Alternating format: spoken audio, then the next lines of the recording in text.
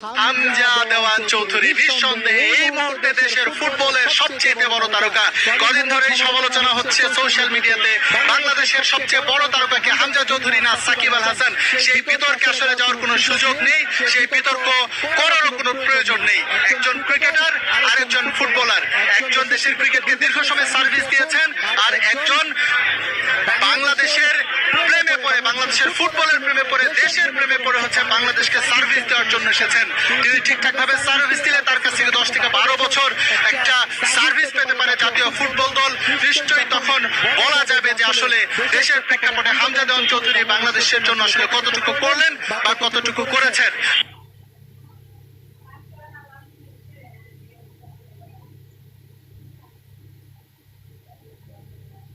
পরিচিত মুখ হামজা দেওয়ান Chowdhury, English premier লিগে, ইংলিশ চ্যাম্পিয়নশিপ লিগে পরিচিত মুখ হামজা দেওয়ান চৌধুরী।